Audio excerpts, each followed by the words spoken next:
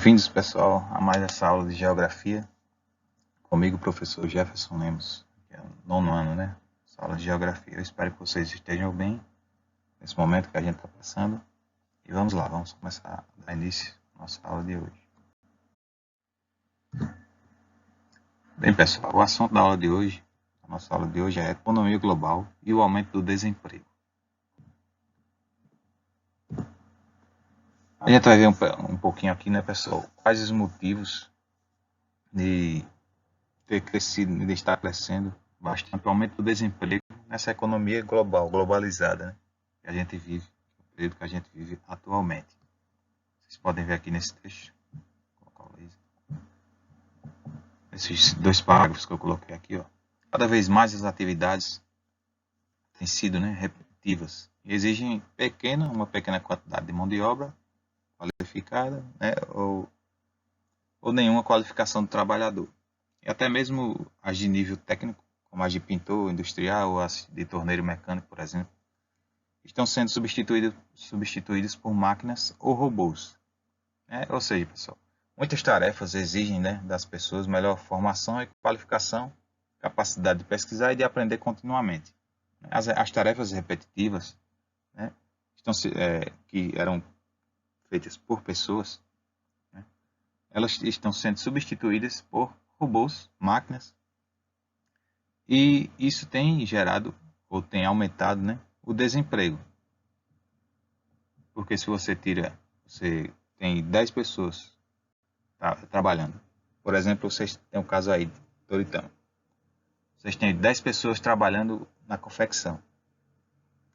Aí vocês vão, o patrão, né, o dono da facção, como vocês chamam aí, a firma aí que produz jeans, roupa, etc.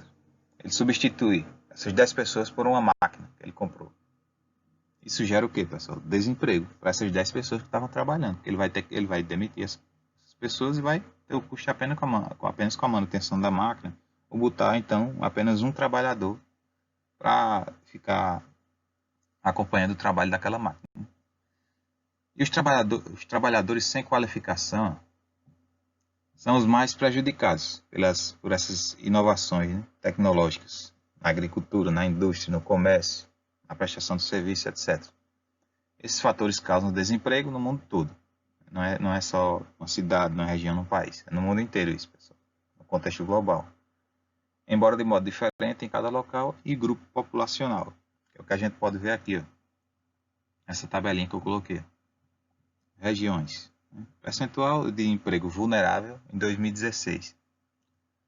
Vocês podem ver, vou explicar no outro slide o que é emprego vulnerável. Mas nesse daqui eu já coloquei, ó, as regiões que têm a maior concentração de emprego vulnerável.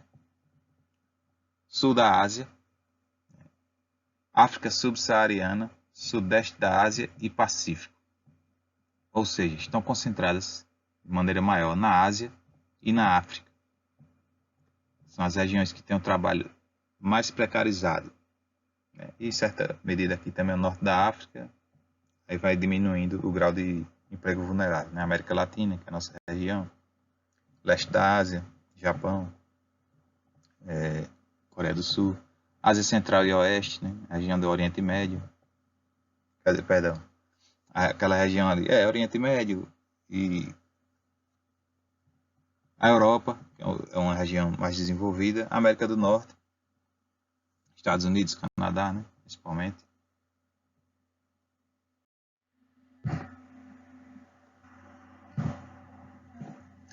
Até vou explicar agora o que são, né?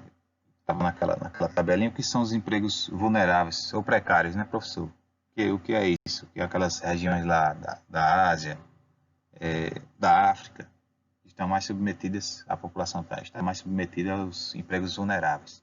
O que são isso? O que é isso, professor? Empregos vulneráveis ou precários. São aqueles nos quais, como vocês estão vendo aqui nesse parágrafo, os trabalhadores estão sujeitos a elevados níveis de precariedade, com limitado acesso às proteções sociais e baixa perspectiva de melhorias dessas condições. Ou seja, nessa imagem aqui, por exemplo, esse rapaz aí, né, está trabalhando para essa empresa, Uber Eats.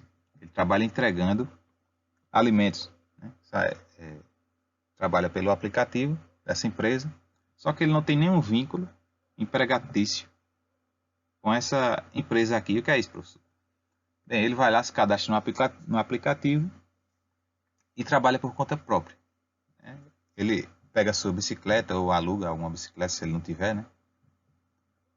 Pega a bicicleta, vai lá no restaurante, pega, vai fazer a entrega. Só que nesse percurso, pessoal, como ele não tem nenhum vínculo com a Uber, nesse percurso aí, se houver algum acidente, ele se machucar, ou se um carro bater nele, uma moto, se ele cair, quebrar a perna, o braço, ele não tem nenhum acesso às proteções sociais, pessoal, que é isso aqui, ó. Ou seja, ele não tem carteira assinada, né? Se ele, como eu falei, se ele quebrar um braço, uma perna, ele não vai ficar recebendo, não vai ficar em casa se recuperando, né? Colocar o gesso, ficar lá em casa ter o repouso, ele não vai receber nada, né? Vai passar necessidade, se não tiver ajuda de algum familiar próximo. Se não tiver familiar próximo, é pior ainda essa situação, porque ele não tem a proteção social, ele não tem carteira assinada, como eu falei, não tem acesso, quando ele tiver mais de idoso, não vai ter acesso à aposentadoria, né? Por isso, pessoal, porque são empregos precários. É como o caso da produção de roupa, por exemplo, a indústria da produção de jeans, de roupas em geral. Muitas pessoas não têm carteira assinada, não tem direitos comuns, como férias remuneradas, né? 13º. Ele trabalha pela produção. E se nesse meio tempo aí houver digamos, um acidente de percurso, né? Ou algum problema de saúde e não puder trabalhar, ele não vai estar acobertado, né? Porque ele não tem a carteira assinada, não vai ter os direitos sociais, né? Os direitos trabalhistas que essa contratação de maneira mais rigorosa permite, né? Não vai contribuir para a aposentadoria, como eu falei, quando tiver mais uma idade, né, idosa aí, tiver mais velho, não vai conseguir se aposentar, e se conseguir vai ser com uma remuneração muito baixa, né? E muitas vezes não é suficiente para as necessidades dele.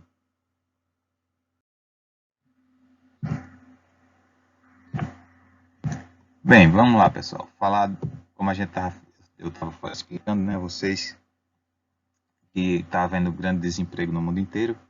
Há duas formas, duas diferenças, né, há duas formas de desemprego.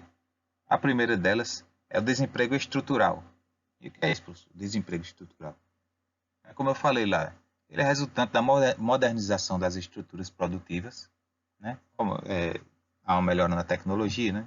Robôs, máquinas, etc. E que dispensam uma grande quantidade de trabalhadores, né? Ela é reduzida, como eu dei o exemplo lá no primeiro slide. Reduz a quantidade de trabalhadores, substitui por máquinas, fica um ou dois trabalhadores ali para acompanhar o funcionamento das máquinas, se está tudo ok com elas, né? Para revisar, digamos assim, o trabalho que elas estão fazendo, e dispensa todos os outros que faziam o serviço que elas fazem agora, né? Isso aí gera um desemprego. E o desenvolvimento e a utilização de serviços de autoatendimento, por exemplo, é outra forma de desemprego estrutural, né?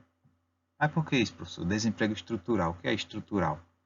É uma forma de desemprego planejada, pessoal. Vocês podem ver aqui, por exemplo, ó, que houve um planejamento do dono lá da empresa para substituir a mão de obra humana por máquinas, robôs. Foi uma coisa gradual, foi aos poucos, né? Que veio da tecnologia. Aos poucos foi substituindo as máquinas pelos homens. É uma coisa mais lenta, mais demorada, estrutural. É uma estrutura, né? Uma coisa planejada. E pronto, alguns exemplos desse desemprego estrutural: o desenvolvimento e a utilização de serviços de autoatendimento nos bancos, quando a gente vai, por exemplo, no caixa eletrônico dos bancos. Tem nos cinemas. Anteriormente, né, alguns anos atrás, era mais comum a gente ir na bilheteria do cinema e ter vários caixas, várias pessoas atendendo. Hoje em dia, a maioria dos cinemas eles colocam lá uma maquininha de autoatendimento, você vai lá, paga com cartão de crédito ou com dinheiro, sem ser atendido por uma pessoa, só naquela máquina de autoatendimento. Isso gerou o quê, pessoal? Um desemprego. Tirou a vaga, né, digamos assim, de trabalho de uma pessoa e se substituiu por uma máquina. Né? Terminais bancários, bombas de combustíveis, muitos você já coloca sozinho em alguns países, que contribui para diminuir os números de desemprego, né? E o aumento do desemprego, portanto. Uma vez que os próprios consumidores, nós, né, temos condições de executar parte do trabalho, né? Nós não precisamos mais, pronto, como eu dei o exemplo lá do cinema, não é necessário mais o caixa, né? A pessoa que trabalha no caixa, né? Substitui por uma máquina. Isso aí é o desemprego estrutural. Vamos para outra maneira de desemprego. São duas.